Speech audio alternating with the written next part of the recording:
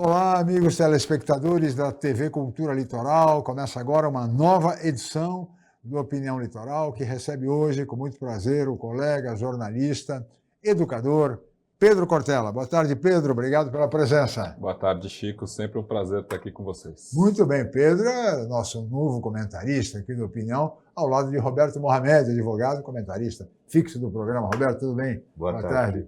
Muito bem. E no programa de hoje nós vamos começar, a primeira matéria vai ser um dos temas do momento. Inclusive o presidente Lula acaba de estender a proibição do uso de celulares nas escolas da rede pública e da rede privada de todo o país. E nós vamos ver um VT a respeito desse tema. Por favor.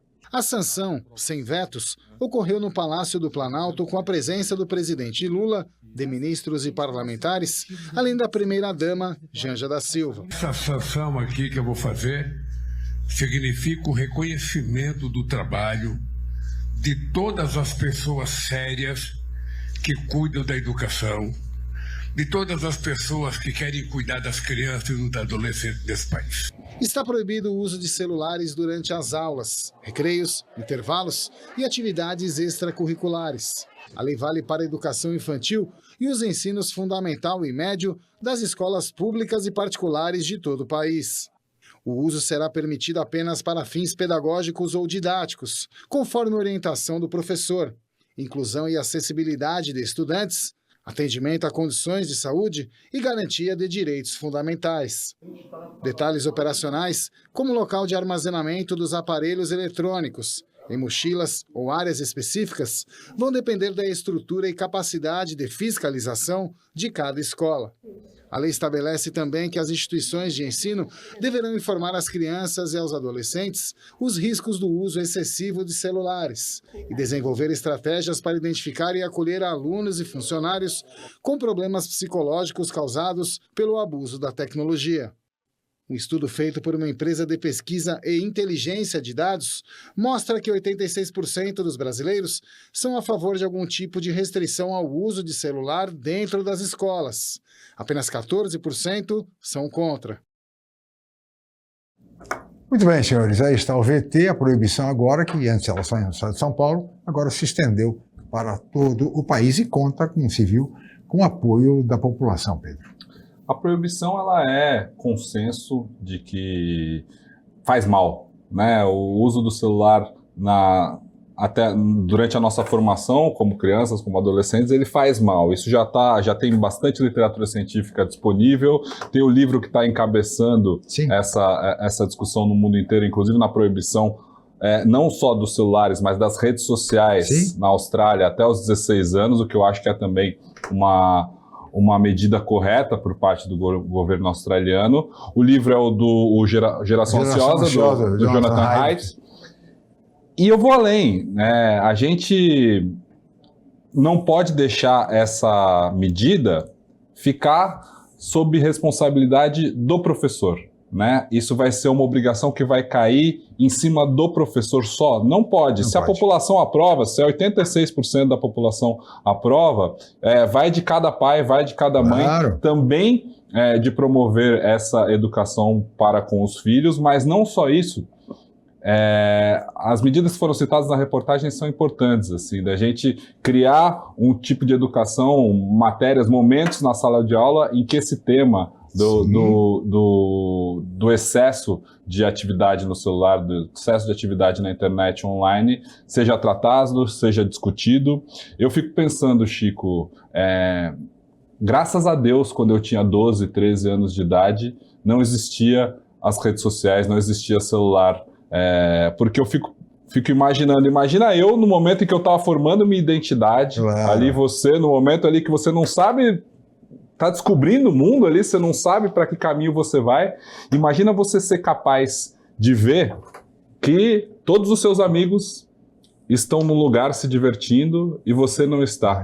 Isso é danoso para nós adultos, imagina para o adolescente, para o jovem que está passando por isso. E durante a aula, é a notificação, é a notícia, é o push, né, no celular do jogo, ou seja, Não pode, não pode. A gente sabe que faz mal, a gente sabe que prejudica a atenção, que prejudica a saúde mental, que causa depressão, que causa emburrecimento das novas gerações. A gente teve uma geração que foi vítima disso, que já está chegando no mercado de trabalho, que é a geração Z, as pessoas que têm 20 anos hoje, 25 anos hoje, elas passaram a adolescência já com redes sociais, ou seja, Sim. de 10, 12 anos para cá, e a gente está vendo os estragos que isso está fazendo na vida dessas pessoas, e nós não queremos que isso aconteça. Eu acho que daqui a uns anos a gente vai ter um olhar para o celular, para o mundo digital, parecido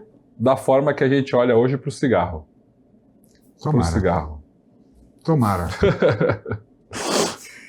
Eu só achei engraçado, eu queria saber o que a Janja estava fazendo lá, porque ela não tem cargo, ela não é nada, né? Eu não sei, aparentemente foi só para segurar o microfone. Eu não entendo. Não, é que são coisas que podem parecer pequenas. Tá pegando no pé, mas o que a Janja está fazendo lá? Ela é primeira-dama. Primeira-dama não é cargo. Primeira-dama não tem salário. Primeira-dama não está na hierarquia do Estado. Eu queria entender esse tipo de coisa. Eu não consigo entender. Mas, vai lá que seja. Sancionaram uma lei que não vai servir para nada.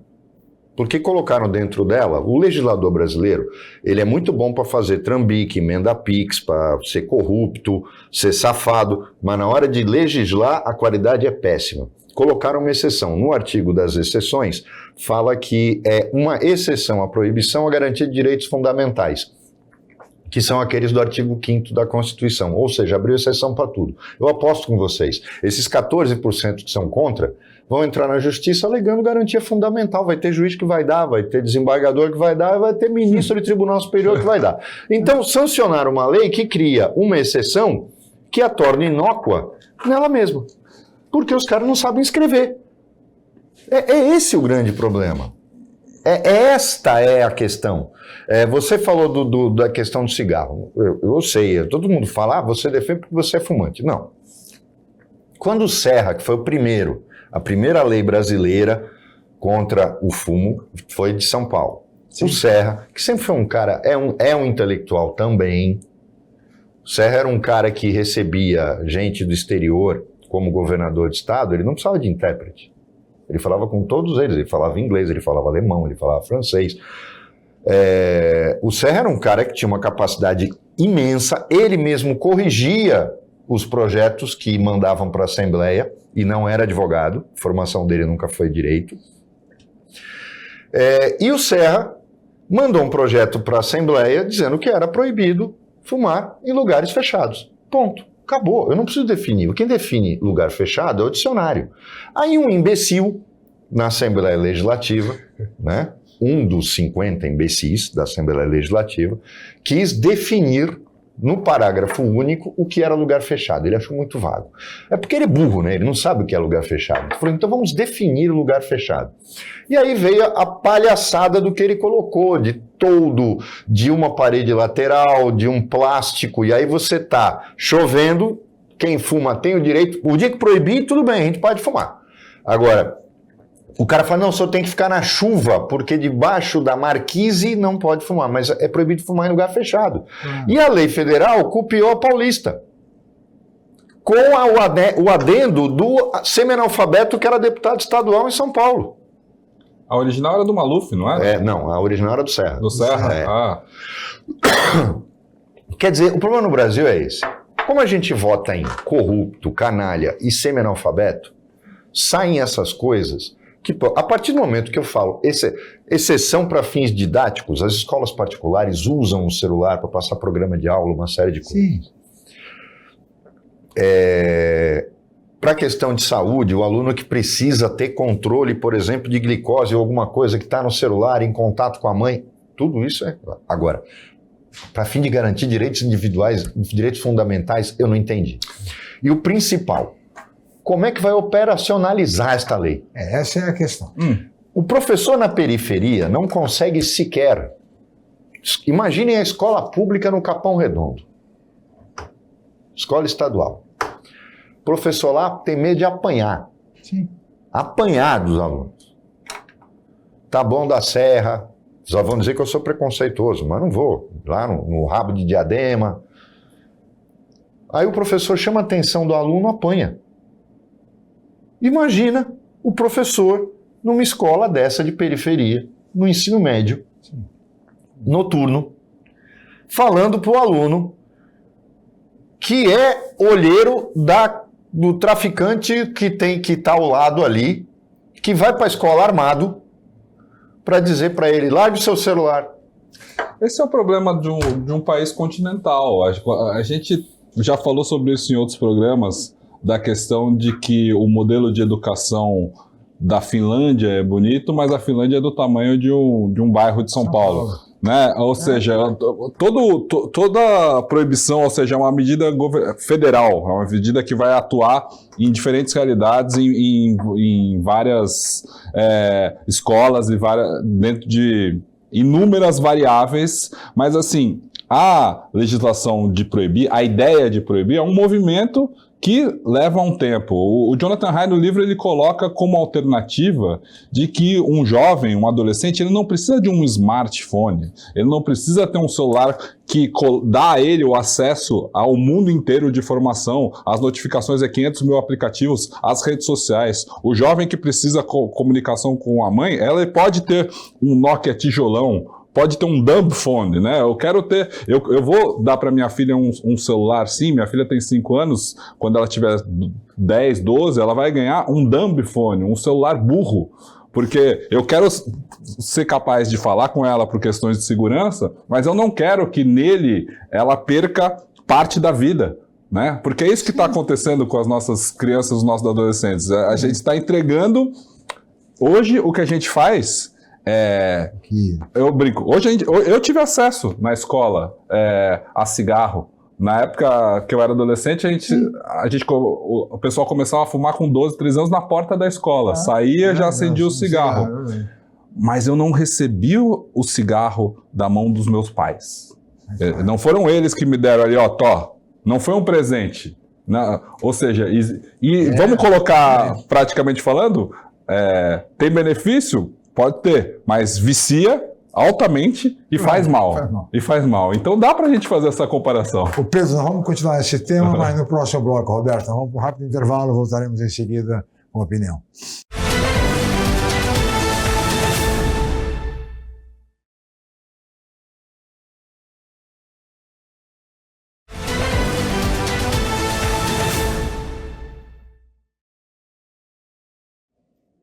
Muito bem, estamos de volta com a opinião que recebe hoje o colega jornalista, educador Pedro Cortella e o comentarista do programa Roberto Mohamed Amin Júnior. E nós estamos falando sobre essa questão dos celulares e de que maneira isto será operacionalizado nas escolas, como é que vai ser a situação, principalmente, como disse o Roberto no bloco anterior, em escolas da periferia, à noite, no ensino médio.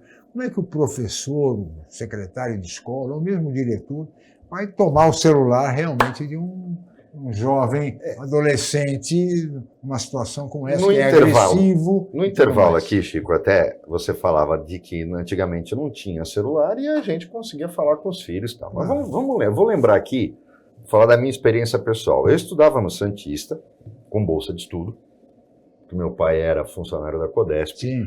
Eu fiz o primário no Colégio Docas e eu e um amigo, os 5 faziam uma prova no 4º ano primário e ganhavam uma bolsa paga pela companhia. Antes dessa palhaçada dela virar autoridade portuária, era uma empresa de verdade e ela pagava escola particular para os filhos do funcionário que passava. Um amigo passou em primeiro, eu passei em segundo, nós fomos para o Santista. O Santista era Rua 7 de Setembro, para o Pedro que não mora aqui, mas deve conhecer, no centro da cidade, Brás Cubas, 7 de setembro, Constituição. E eu ia de ônibus. Eu morava na Conselheiro Neves, pegava o ônibus 4, ele vinha, entrava na Bittencourt, que era a rua de trás, a gente descia atravessava uma rosinha pequenininha que dava na porta do colégio, sem medo de nada. Nunca fui assaltado perto da escola. Hoje, o Santista fechou e virou uma escola municipal, justamente porque as matrículas caíram assustadoramente. Por quê? Porque há 15 anos atrás, um pouco mais, foi o Papa que comprou, inclusive não sei até hoje por quê, mas e os pais não queriam mais os filhos estudando lá, porque era muito perigoso. O centro da cidade se tornou um lugar perigoso. Sim. Então, infelizmente, o mundo é diferente. Eu vejo hoje, estava conversando com um amigo sobre quem tem filho adolescente celular sabe que vai disso. dar garantia e segurança para os jovens. Não é, Chico, não é? eles não sabem hoje se defender. Um amigo estava me contando, um Pelo filho da idade contrário, do meu, vão ser furtados, assaltados. eles não sabem reagir. Uma vez tentaram me assaltar, eu dei um soco no cara. É Corri um imprudente. risco danado, fui prudente, mas a gente tentava. Agora, hoje não, eles não conseguem, eles não sabem reagir. Então, eu estou falando isso, lógico, nós estamos falando da geração de classe média, não estamos falando do pessoal de periferia que já nasce sabendo se defender e atacar. É diferente. Agora, quando a gente tem hoje, o básico como é que eu vou dar para o adolescente de periferia, que é aquele adolescente sem perspectiva, Sim. que convive com o crime e com a miséria o tempo inteiro. Como é que você vai dar? Uma lei dessa que vai dar autoridade para o professor? É lógico que não. O problema é essa visão, esse conceito de educação. Como é que eu dou autoridade ao professor? Restaurando o papel do ensino na vida da pessoa e não fazendo com que... Porque a visão hoje nas periferias para que eu estou estudando? Não, Pedro, você como educador, por favor, responda. Não, na verdade, a gente abre um espaço para uma diferença social ainda maior. Ainda maior. No final das contas, o acesso que o celular dá em bairros de periferia é um acesso que essa pessoa não teria. Em muitas informações, há muita informação, há muita possibilidade de conexão. Então, é um tema extremamente complexo, mas eu volto à comparação com outras proibições, como do cigarro, como da obrigatoriedade do cinto de segurança, que no primeiro momento a sociedade achava um absurdo. Isso está mexendo na minha liberdade de viver, nos meus direitos individuais. Então, não é uma mudança rápida. Por mais que ela seja uma aplicação, ela é uma intenção baseada em ciência de algo que efetivamente faz mal, que é o uso de celulares nas escolas. Então, a mudança na nossa sociedade, ela é em outro ritmo. Tem uma frase que eu adoro, que é aquela que nós temos emoções paleolíticas, instituições medievais e tecnologia divina. Né? Nosso cérebro é paleolítico. O mesmo cérebro que tem que lidar com o celular é o cérebro que lidou com a invenção da roda, com o período feudal, com toda a história da humanidade. É o mesmo cérebro, nós temos as mesmas características biológicas e a gente está vivendo nesse mundo da tecnologia divina em que a gente não sabe os efeitos que eles agem sobre nós e como que a gente vai lidar daqui para frente. Então, assim, em alguns bairros, em alguns locais, isso vai ser mais complicado. Mas a gente sabe que em bairros, em escolas de elite, em escolas nobres, essa proibição já acontecia. Já vem acontecendo há algum tempo, desde que foi dado como consenso que o celular não deve ser utilizado. E aí que tá, eu volto ao mesmo exemplo. Eu não quero dar o celular para minha filha. E eu já participei de várias discussões com pais de crianças também, dizendo, mas ela vai ter acesso. A amiguinha vai ter, ela vai ser a única que não vai ter, ela vai se revoltar contra você. É sempre assim. É sempre assim. É uma escolha. Realmente é difícil. Aliás, você falou do cigarro e fez referência ao Maluf, achando que foi. Sim. Provavelmente porque houve um Roda Viva, que é uma referência. Com o Maluf, como prefeito de São Paulo à época, e ele tentava a proibição do cigarro. Ele tentou, mas não conseguiu. Não conseguiu. E o próprio... O entrevistador. Né? Todos os entrevistadores fumantes, o Matina Suzuki, que era Matina Suzuki, exatamente. Assim, eu não consigo entrar num avião e não fumar. Mas a pessoa que está do seu lado vai fumar num avião, uma beleza. Uma e se não me engano, é o próprio Matinas que fala, mas você quer me obrigar a Quando eu sento no meu carro, eu tenho que colocar aquele negócio, aquele cinto que me incomoda, que tira o meu movimento. Você quer mandar no que eu faço no meu espaço privado? O conceito de liberdade, ele se restringe, né, na questão do quando a gente localiza no tempo. Sim. Né? Eu sou do tempo que se fumava nos aviões da TAM, por exemplo, estava lá no fundo. Para quem voou no Electra, eu nunca voei, mas quem voou no Electra, fazia ponte aérea, tinha um sofá no fundo do Electra que era a área de fumantes, onde ele tinha. Que devia ser a parte mais legal do avião. Era a parte mais legal. Falava que ele já ia direto pro sofá, ele nem ficava na poltrona. Então, quando o Electra foi aposentado e entrou a era do jato na ponte aérea, houve protesto de muita gente. Claro. Porque o jato era muito mais apertado, o Electra era um avião muito mais largo, e depois a coisa... Hoje você não consegue imaginar ir para o Rio de Janeiro num avião turbo-hélice.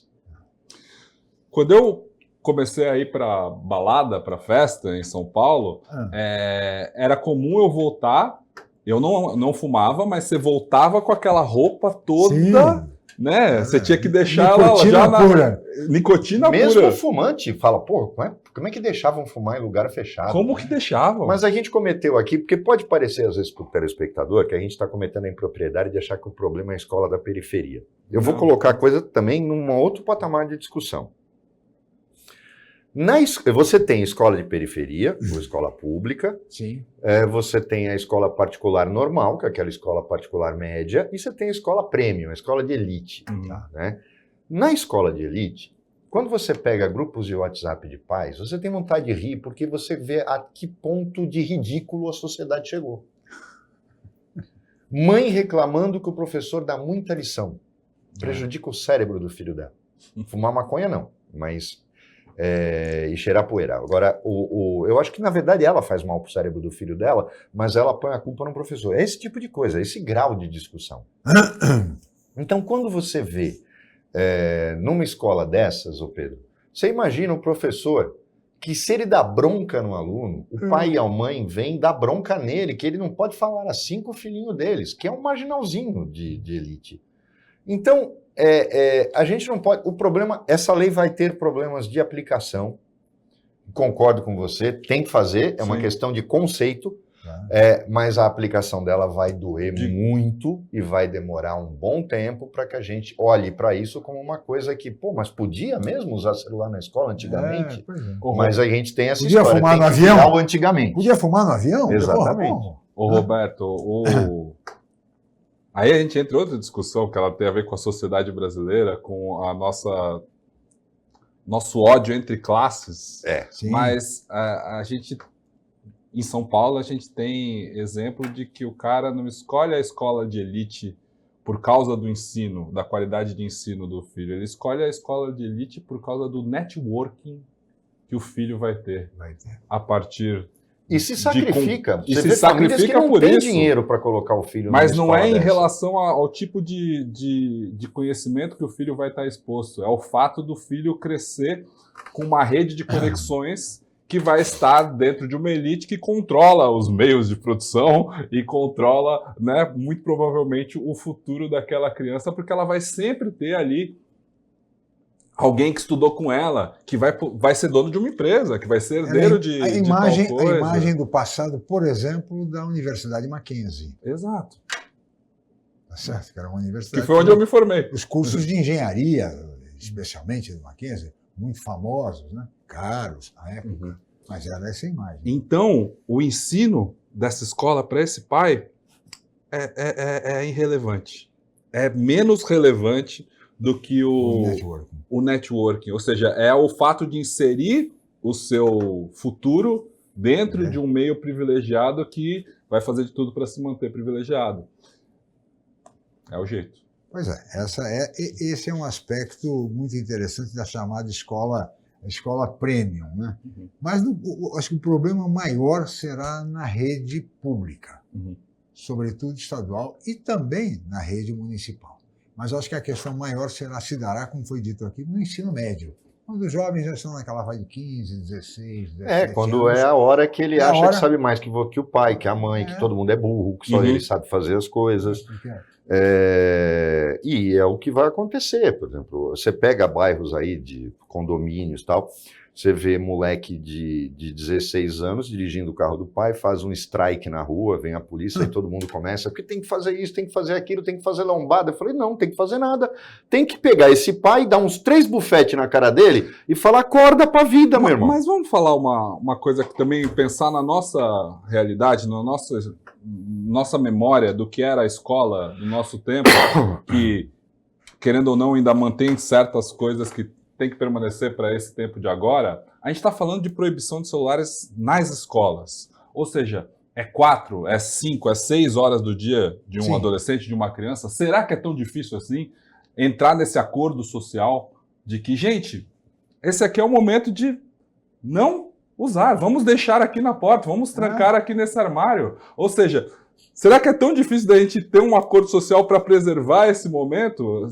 Nós, como sociedade, somos capazes de criar outros tipos de acordos sociais que preservem, assim, porque a gente fala proibição do celular, proibição... jovem não vai poder mais usar celular, mesmo na periferia, assim, vamos entender que o momento da aula talvez não seja o momento mesmo de estar ali com as notificações. Depois você vai correr e você vai pegar e você pode ver tudo, assim, né? E para os pais, principalmente de periferia, o celular é uma babá eletrônica, é um jeito de manter a criança entretida, é um jeito de você deixar, né, a criança, de alguma forma, com o tempo mais agradável. Então, assim, é só nesse período da escola. Não deveria ser tão difícil.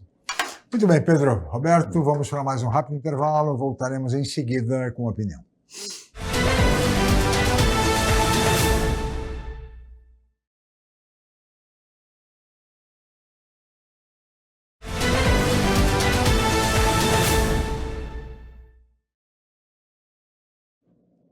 Muito bem, de volta com a opinião que recebe hoje o colega jornalista Pedro Cortella, educador, e também o advogado Roberto Mohamed, que é o nosso comentarista aqui do Opinião Litoral. E agora nós vamos mudar de assunto, vamos falar um pouco de política internacional e, sobretudo, de Donald Trump, que toma posse agora, como você sabe, nos próximos dias, dia 20, e ele andou soltando aí umas declarações, Pedro, bastante polêmicas, que quer incorporar o Canadá, a Groenlândia, o Canal do Panamá, enfim. O Trump não quer pouca coisa, não. Eu te pergunto, Pedro, você como analista lúcido do momento atual, afinal de contas, isto é para valer, tem que ser levado a sério, ou é mais um monte dessas bravatas costumeiras de Donald Trump, verdadeiros balões de ensaio? O que você acha? Eu acho que a gente tem que levar a sério, sim, por incrível que pareça. É claro que ali tem uma estratégia de deixar todo mundo à flor da pele. E todo mundo, eu digo o mundo inteiro mesmo. Sim. Quem é essa pessoa que está chegando ao poder? Donald Trump, que chega ao poder em 2025, não é o Donald Trump que assumiu a presidência em 2016. É outro Donald Trump. Com outros poderes dentro de uma outra América que está dando a ele uma carta branca para os Estados Unidos voltar a ser uma imagem idealizada do que foi os Estados Unidos nos anos 80, 90, principalmente nos anos 90. Make America Great Again, faça a América grande novamente. Pegar o mundo que tinha acabado de sair de uma polarização, ou seja, com o fim da Guerra Fria, e colocar de novo os Estados Unidos dentro daquele momento dos anos 90, em que os Estados Unidos cresceu economicamente, em que era um período que liderava o mundo, em que a gente tem aquele momento da pujança norte-americana mesmo, que é o que foi, né, celebrado com a eleição do Donald Trump, como se nós fôssemos capazes de voltar 30 anos atrás, né, independente de todo o movimento de globalização que aconteceu, de tudo que de todo o mundo, e que os Estados Unidos possa, né, nesse momento, voltar a liderar o mundo como a nação predestinada que eles entendem que os Estados Unidos é.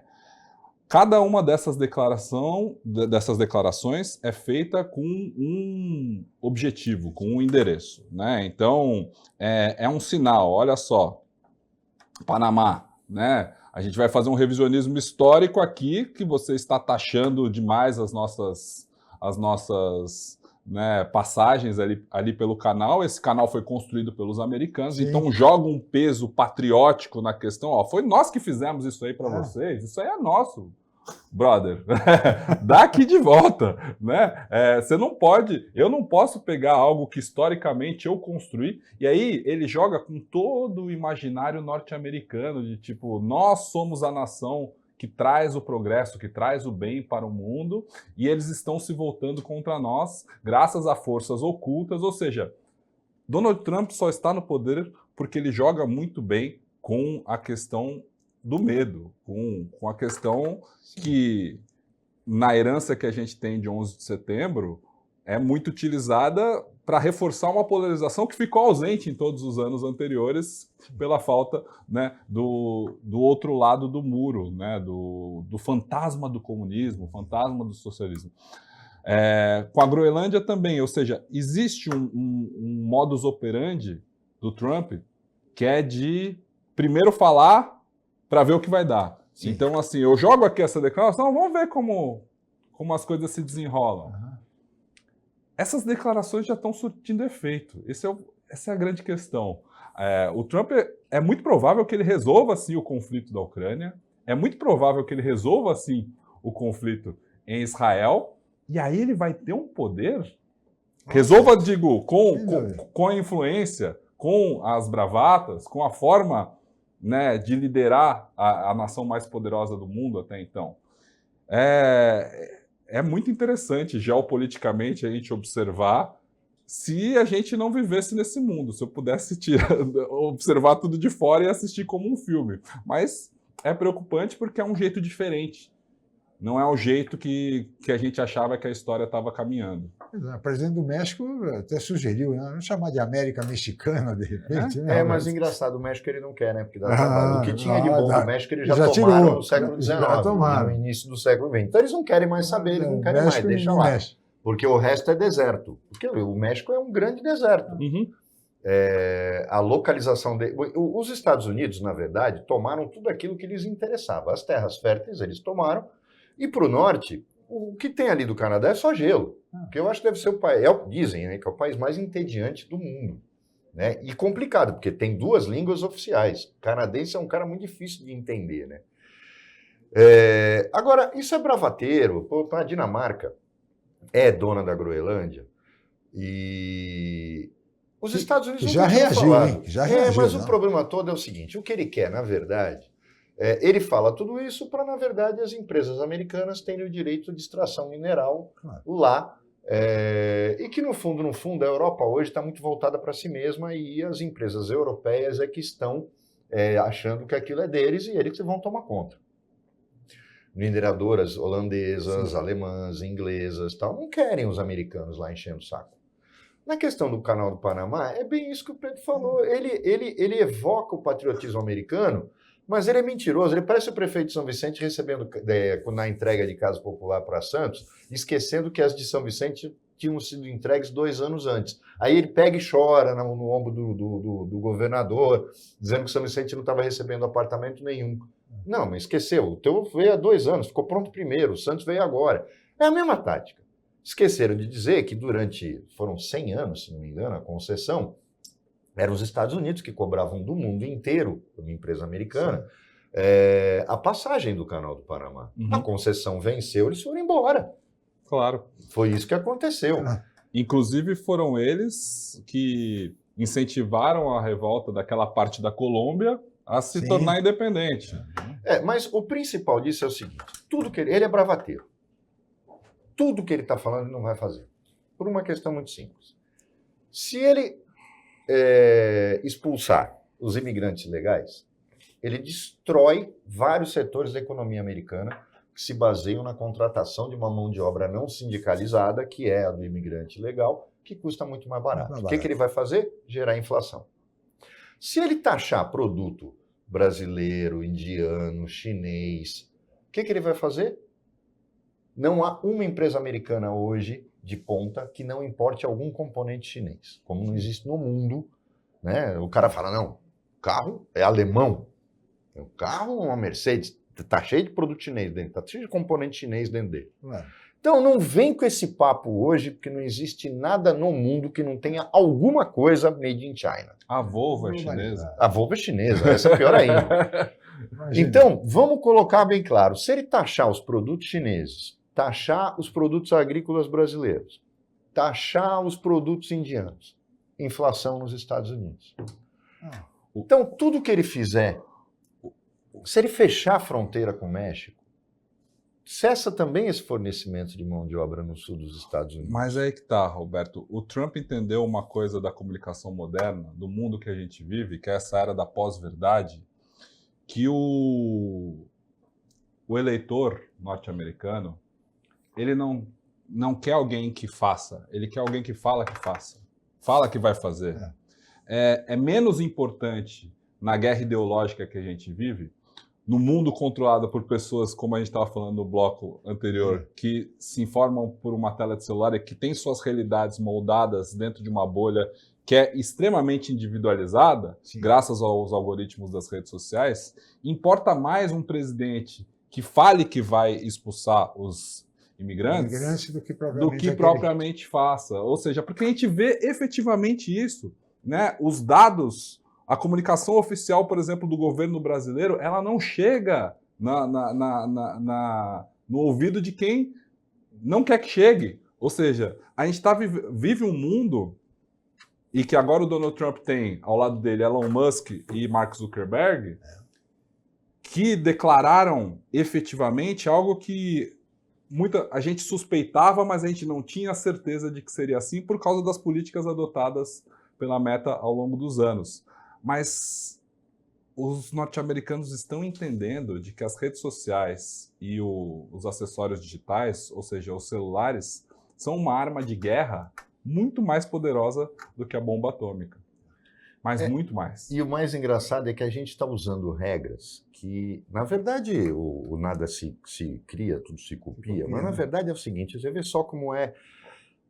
Muitas das regras que a gente citou aqui, de comunicação, de distração e tal, estão em 2 livros, um que tem 500 anos e o outro tem 2000 anos. A Arte da Guerra, de Sun Tzu. E O Príncipe de Maquiavel. E o incrível, o que você tem é novas versões desses livros. Um monte de gente, esses livros de autoajuda, como liderar, os caras vão lá, copiam Maquiavel, mudam o texto e fazem a Arte da Guerra. Você vê 2000 anos, o outro 500 anos, para a gente estar usando essa regra. O Trump sabe que não pode fazer. Então ele vai fazer o quê? Distrair o inimigo. Ele dá show. Ele faz aquela coisa, aquela bravata toda. Aí ele fala, eu vou fazer isso, eu vou expulsar esses latinos que estão enchendo o seu saco na porta da sua casa. Pode até expulsar aqueles que já foram condenados e estão presos. Mas aí que tá. Lógico, mas é o que dá despesa. Tem um filme maravilhoso dos anos 90 que chama Wag the Dog. O Wag the Dog, eu não lembro o nome dele em português, mas Wag the Dog é balance o cachorro, né? Ou seja, naquela expressão de que é o rabo balançando o cachorro e não o cachorro balançando o rabo. Em que eles criam uma guerra fictícia para movimentar a economia norte-americana. Nas redes sociais isso vai acontecer, isso já está acontecendo, isso vai ser muito possível acontecer. E a gente vê ali os movimentos da história sendo cíclica, você falou, Roberto, de que dá para a gente comparar efetivamente o mundo de 2025 com a Alemanha de 1925, 1920 e pouco, com esses movimentos, ou seja, fora os imigrantes, fora os judeus. Sim. E aí, podem me chamar de exagerado, você vive ali não é bem assim, hoje em dia existem outros mecanismos assim. Mais ou menos. Eu acho que a gente tem que tomar muito cuidado com essas bravatas. Não sei quais são os recursos que a gente vai ter para lidar contra elas, mas... Vamos aguardar. Pedro, peço sua licença, Roberto. Mais um intervalo, voltaremos em seguida para o último bloco do programa. Voltamos já.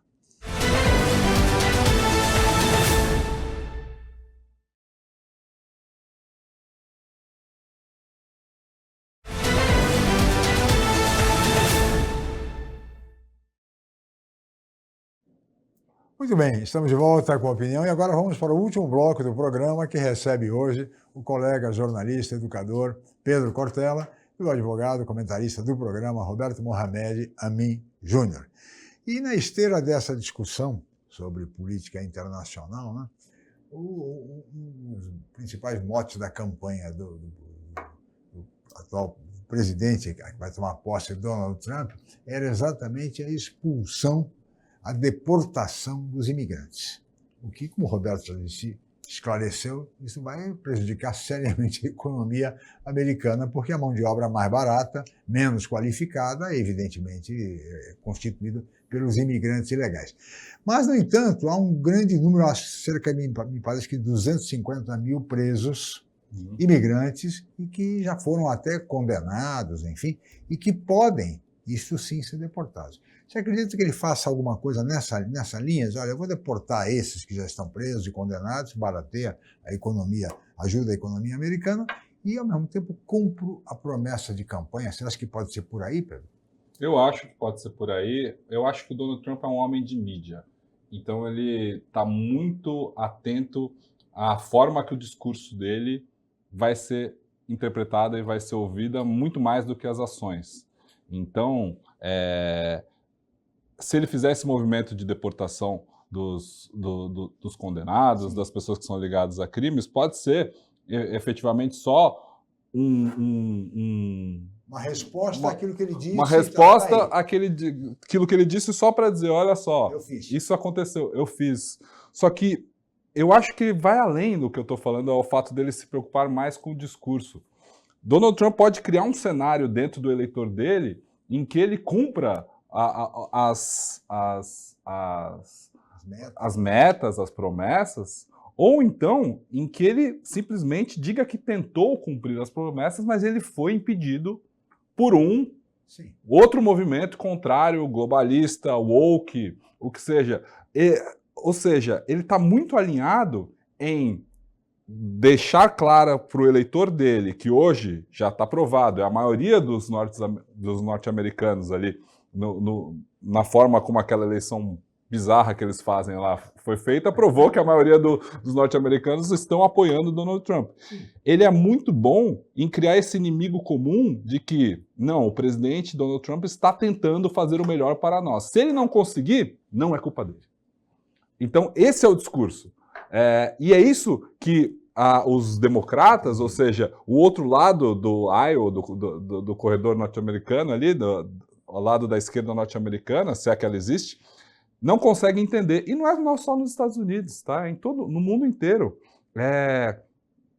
A gente não é capaz, ou seja, as correntes de esquerda ou outro tipo de discurso que tente penetrar, não consegue criar um antagonismo que seja ouvido por parte desse tipo de eleitor, desse tipo de público que está consumindo e acreditando num Donald Trump da vida, porque não há antagonismo. O que existe é a intenção de seguir o Messias, né, o homem que veio salvar o norte-americano, veio fazer os Estados Unidos ser o que uma vez já foi, se é que foi, capaz que nunca tenha sido dessa forma, mas que é uma utopia coletiva em que não há antagonismo, há boas intenções e o resto é inimigo.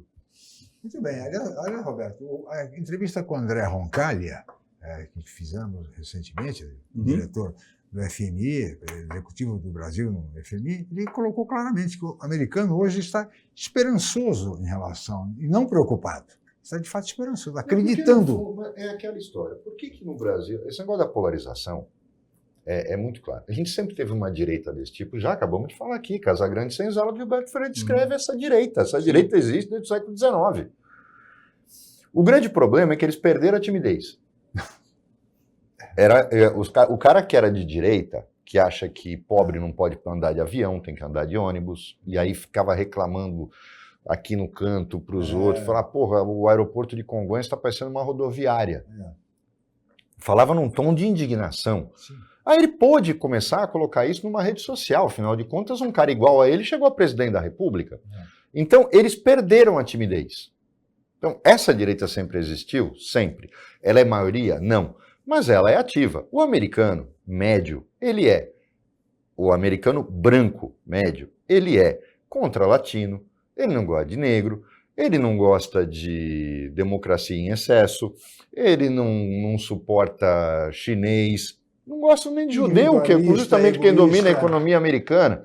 Então, o americano médio, ele é medíocre por natureza, como é o brasileiro. A diferença é que no brasileiro essa é a elite. Mas a elite americana também é tão idiota quanto. O problema é que na elite americana existem alguns caras que fazem a diferença. Pô, quem mantém o hospital nos Estados Unidos não é o SUS. São doações de milionários americanos. Todo grande bilionário americano, não Zuckerberg, né, Musk. não, o Musk ele não é americano, mas os americanos, essa turma nova é diferente, mas todos os grandes grupos empresariais americanos, as pessoas físicas dos donos, e é sempre assim, não é a empresa que mantém, é a pessoa física do dono, o cara doa dinheiro para o hospital, ele mantém a universidade onde ele estudou. Como é que estas universidades se mantêm? Harvard custaria 10 vezes mais. São os ex-alunos de Harvard que se veem na obrigação cultural de doar dinheiro para as suas faculdades, para o hospital da sua cidade. Não é nossa cultura é o Estado que faça. Roberto, eu concordo, mas esse é um modelo que funcionou até o Baby Boomer. Né? O bilionário hoje, que já tem 40 anos, ele largou Harvard. E ele foi tentar ali, ele empreendeu dentro do digital, e é esse o que os jovens de menos de 40 anos olham como o modelo de negócio ideal, o modelo de vida ideal. Então, assim, é uma negação à universidade, que se dá na maior parte da geração Z e da juventude, e que, baseado em um modelo que foi prometido para a geração millennial, né, e que não foi entregue, de bem-estar social, de que você ia fazer a universidade, estudar 4 anos, você ia ter um emprego bom até o resto da vida e você ia poder se aposentar. Isso não é verdade. Esse modelo ruiu também para o americano, para o norte-americano. Então, o que a gente tem lá nos Estados Unidos é uma universidade impagável, que os jovens saem com uma dívida que ele vai pagar até os 40 anos, se ele conseguir um emprego. O norte-americano que sempre saiu da casa dos pais para ir para a universidade e nunca mais voltava, hoje ele já volta, porque ele não consegue bancar sozinho. E quem sustenta as grandes universidades hoje são os estrangeiros. São os estrangeiros que mandam que seus o Trump filhos quer proibir de ir para lá. Exatamente. Mas não vai, ele sabe, até porque... mas é engraçado, o mundo está tão de ponta cabeça que ele tem que fazer esse discurso para agradar o norte-americano, mas o próprio norte-americano, né, o imigrante, existem vários vídeos e pesquisas que mostram como imigrantes se tornaram trumpistas, né? Ou seja, segunda geração, terceira geração que está lá, e que, você vê as entrevistas e você fala, não é possível. O cara fala, nós queremos a América para os americanos. De onde você veio? Da Guatemala. Tinha um vídeo brasileiro. Na internet com estrangeiro de primeira, americano de primeira geração. Exato. A brasileira falando português. Uhum. Ela para no McDonald's um tal dia que ele estava lá, não sei se era McDonald's ou Burger King, que ele ficou lá 15 minutos, passa uma brasileira. Torcendo por ele, e quase que ele diga, e você, otário, é a primeira que eu vou mandar embora. Quer dizer, são coisas que você não consegue se conformar. Aí eu pergunto, você acha que existe algum programa, algum consenso, algum estudo, alguma universidade, alguma instituição que vai vir e criar um conteúdo que chegue nessa pessoa por meio de rede social, ou por meio de comunicado, ou por meio de sinal de fumaça, ou o que seja, e vai ser capaz de convencê-la de algo que está tão enraigado dentro da consciência identitária dela? Não vai. Não vamos conseguir, assim. Não tem como mais chegar nessa pessoa. É só nas próximas gerações. A gente só vai conseguir por meio de um outro tipo de educação, de um entendimento em que a gente entenda que a gente tem que começar de novo para a pessoa poder valorizar justamente o que, para nós que somos de uma geração anterior, é valorizável, com o conhecimento, com a universidade, com a ciência. vai demorar um tempo para que a gente possa passar essa geração que não acredita mais, não acredita. Não é com argumentos que a gente convence alguém que está tão enraizado dentro de uma proposta, de uma cultura de liderança norte-americana, de expansionismo dentro daquilo que foi vendido como os valores que essa pessoa acredita, a gente não convence mais. Então, assim, às vezes a gente fica em programas de TV, na grande mídia, ou em mesmo conteúdo de rede social, a gente fica pregando para convertido. Hoje está todo mundo pregando para convertido. Assim, a gente não... Essa arma que eu falei, mais forte que a bomba atômica, que é dos Estados Unidos, está na mão dos Estados Unidos, ela foi capaz de romper o diálogo completamente nas mais diversas sociedades, aliado a esse momento histórico em que a gente vive o fim de um modelo capitalista que colocou toda uma geração desesperançosa. Ou seja, eu não vou me aposentar. Quem é mais novo que eu também não vai se aposentar, porque não vai conseguir se aposentar. Não existe aposentadoria capaz de me bancar quando eu tiver 70, 60, 80 anos assim. E para minha filha, menos ainda. Né? Isso foi prometido, mas é um modelo que a gente sabe que não entregaram. Roberto, vamos 30 segundos mais para encerrar. Já estamos no limite do programa, por favor. A gente, às vezes, demonstra uma preocupação que, na verdade, a gente não tem que ter, porque o mundo sempre foi assim. Por exemplo, nos Estados Unidos, por que na França, na Itália, na Espanha, eles estão passando por uma crise política? Lá o estado do bem-estar social foi um mundo que prometeram para eles e que essa geração sabe que não vai ter. O americano nunca teve esse modelo. Fica muito mais fácil um cara como o Trump ficar falando de coisas, o que a gente considera absurdas, porque o americano que começa a trabalhar lá sabe que se ele quiser se aposentar, ele tem que guardar dinheiro. Então é bem diferente. O modelo de vida americano não era o modelo do bem-estar social. Eles não passaram, eles nunca tiveram uma crise previdenciária, porque nunca foi obrigação do Estado pagar a aposentadoria do americano. Nem saúde. Então, isso é uma crise europeia, e a gente adotou, por mais que se diga que não. O nosso modelo sempre foi europeu. De ensino básico, de ensino médio, de ensino superior, de saúde pública, a gente sempre foi olhando para a Europa e nunca para os Estados Unidos. Muito bem, Roberto. Teríamos muito mais a conversar, mas temos limitações de tempo e chegamos ao final. Queria agradecer muito a participação, a presença do Pedro Cortella, mais uma vez. Muito obrigado, Pedro. Muito obrigado, Roberto, pela participação de sempre. E especialmente a você, meu amigo telespectador, pela audiência qualificada do programa. Nós estaremos de volta amanhã em mais uma edição. Muito obrigado e até lá.